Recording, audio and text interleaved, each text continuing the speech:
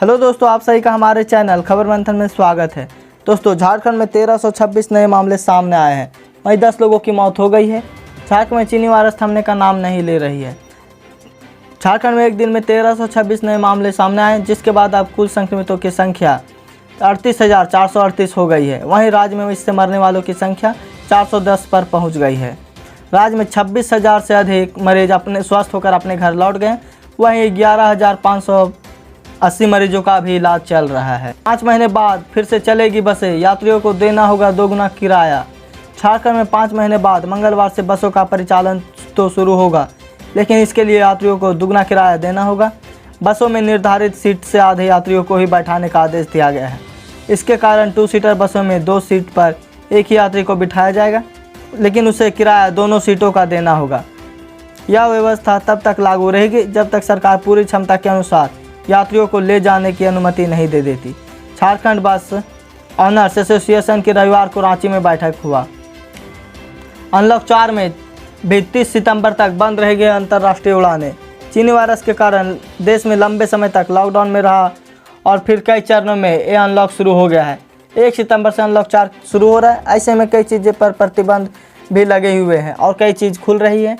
इसी बीच भारत द्वारा बताए गए अपवादों को छोड़कर अंतर्राष्ट्रीय वाणिज्यिक यात्री उड़ानों पर प्रतिबंध 30 सितंबर तक बढ़ा दिया गया है। पूर्व राष्ट्रपति प्रणब मुखर्जी का निधन। बीते कुछ समय से बीमार चल रहे देश के पूर्व राष्ट्रपति प्रणब मुखर्जी का सोमवार को निधन हो गया। उनके बेटे अभिजीत मुखर्जी ने यह जानकारी दी। दिल्ली कैंट स्थित आर्मी रिसर्च एंड रेफरल अस्पताल में उनका इलाज किया जा रहा है।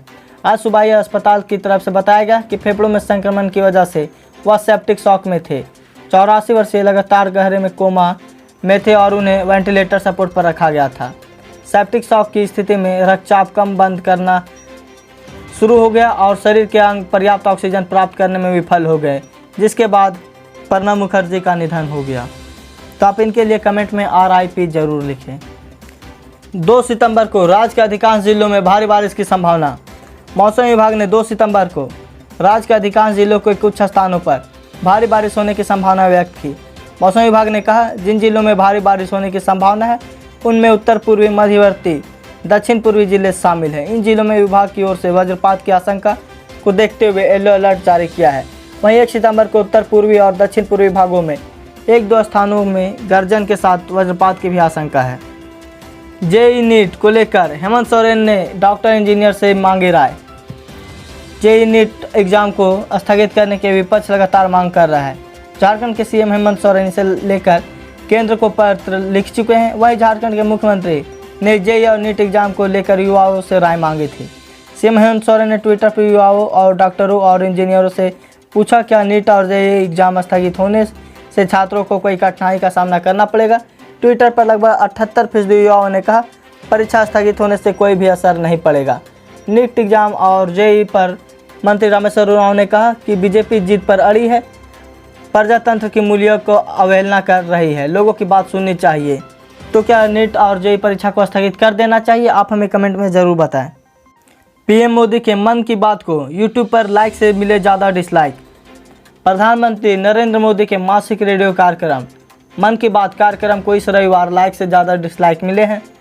पीएम ने यूट्यूब अकाउंट पर 30 अगस्त 2020 के प्राइम मिनिस्टर नरेंद्र मोदी मन की बात विथ नेशन टाइटल वाले कार्यक्रम को अब तक 50,000 से ज़्यादा लाइक मिले हैं, जबकि हैरान करने वाली बात यह है कि इसको 3 लाख से ज़्यादा डिसलाइक मिले हैं।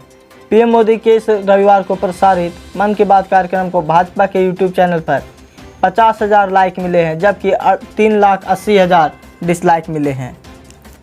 जदयू ने उपचुनाव को लेकर भाजपा को दिया प्रस्ताव। झारखंड के विधानसभा की 2 सीटों पर होने वाले उपचुनाव को लेकर प्रदेश जदयू की ओर से 1 सीट मांगी गई है। भाजपा को इसका प्रस्ताव देते हुए जदयू के प्रदेश अध्यक्ष सालखन मुर्मू ने कहा कि बिहार में एनडीए नीतीश कुमार के नेतृत्व में आगामी विधानसभा चुनाव लड़ने और जीतने को लेकर तैयार खड़ी है। झारखंड में भी एनडीए को पुनर्गठित करने में दुमका और बेरमो विधानसभा में होने वाले इस चुनाव को अच्छे परिणाम आ सकते हैं। इसका सकारात्मक प्रभाव बिहार के चुनाव पर भी पड़ेगा। उन्होंने कहा कि दुमका उपचुनाव के लिए भाजपा की तरफ से बाबूलाल मरांडी को उतारने की और बाबूलाल मरांडी के द्वारा प्रस्ताव को नकारने की खबर से ऐसा प्रतीत होता है कि भाजपा को लुइस मरांडी के उम्मीदवारों पर जीत पर पूरा भरोसा नहीं है। ऐसे में जदयू का प्रस्ताव है कि भाजपा से बाबूलाल मरांडी दुमका उपचुनाव लड़े और जदयू उन्हें समर्थन करेगी। 1 सितंबर से देश भर में लागू होंगे नए 9 नियम। 1 सितंबर से चीनी वायरस काल में अनलॉक के तहत कई बड़े बदलाव होने जा रहे हैं, जिसका असर आपके दैनिक जीवन और रसोई के बजट पर पड़ेगा। पहली तारीख को तेल कंपनियां एलपीजी की कीमतों में बदलाव करती है। इसके अलावा बैंकों में मोहल्लत की छूट अवधि भी खत्म होने वाली है। साथ ही चीनी वायरस के कारण सरकार द्वारा रोकी गई कई सेवाओं को फिर से शुरू किया जाएगा।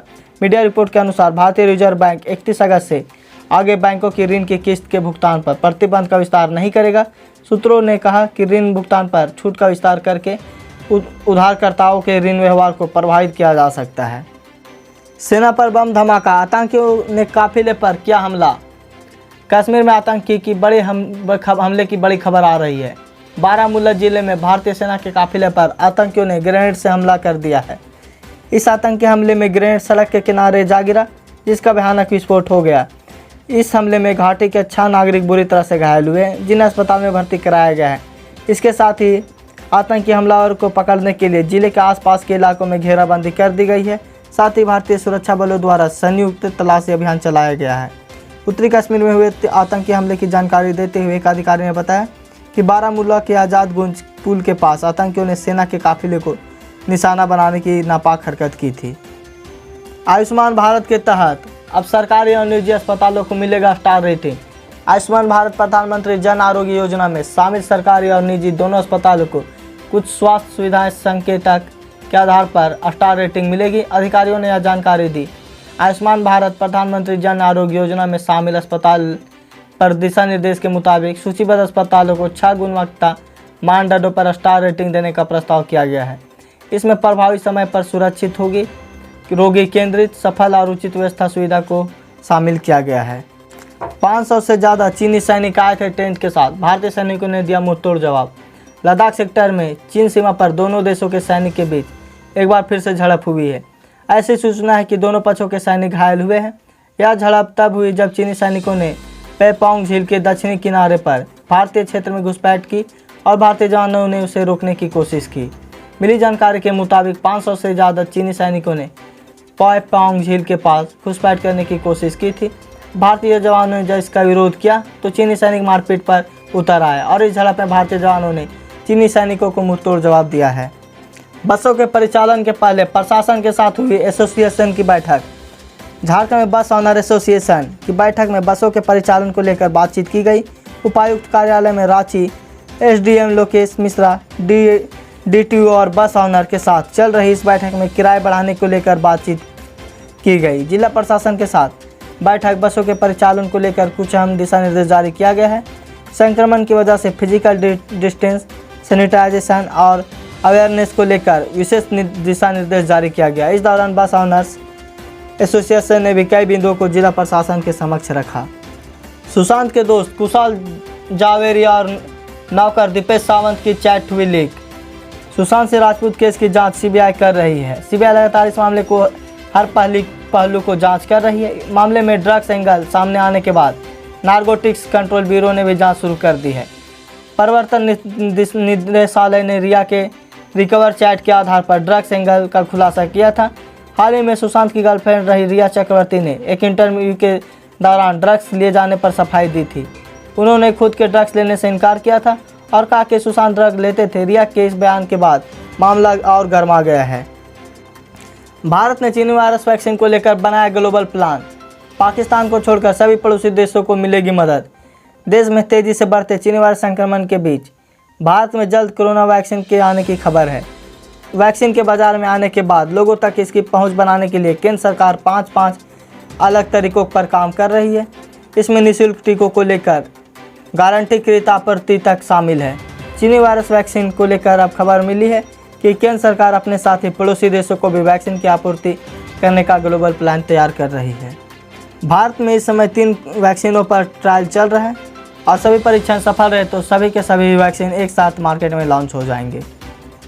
डिजिटल लेन देन पर अब नहीं देना होगा कोई भी चार्ज। चीनी वायरस संकट के बीच केंद्र की मोदी सरकार ने लोगों को बड़ी राहत दी है। अब यूपीआई समेत डिजिटल लेन देन पर कोई भी अतिरिक्त चार्ज नहीं देना होगा। बड़ी बात यह है कि अगर लेन देन के दौरान चार्ज कटा तो बैंक आपको रिफंड कर देगी। रविवार को केंद्रीय प्रत्यक्ष कर बोर्ड ने इस बारे में बैंकों को दिशा निर्देश जारी कर दिया है। मालूम हो कि केंद्र की मोदी सरकार ने पिछले साल दिसंबर में एक सर्कुलर जारी कर बताया था कि 1 जनवरी 2020 से डिजिटल पेमेंट पर मर्चेंट डिस्काउंट रेट समेत कोई अन्य चार्ज वसूल नहीं किया जाएगा। सुरेश रैना के बाद सीएसके के दिग्गज खिलाड़ी भी छोड़ सकते हैं आईपीएल 2020 की शुरुआत 19 सितंबर से यूएई में होने वाली है और लीग का शुरुआत से पहले 3 बार के चैंपियन चेन्नई सुपर किंग के लिए कुछ अच्छा नहीं हो रहा है। चेन्नई सुपर किंग को एक के बाद एक झटके लग रहे हैं। पहले टीम के खिलाड़ी चीनी वायरस चपेट में आए, फिर सुरेश रैना ने अपना नाम वापस ले लिया और खबर है कि उसे एक और झटका लग सकता है क्योंकि हरभजन सिंह इस साल अपना नाम वापस लेने का विचार कर रहे हैं। तो क्या इस तरह से सीएसके के बिना आईपीएल का होना एक रोमांचक मैच होगा या नहीं, आप हमें कमेंट में ज़रूर बताएं। और साथ ही आज की ताज़ा खबर में बस इतना ही। अगर आप चैनल में नए हैं तो चैनल को सब्सक्राइब कर बेल आइकन दबा दें ताकि जब भी वीडियो डालें नोटिफिकेशन आप तक चला जाए और न्यूज़ को ज़्यादा से ज़्यादा लाइक और शेयर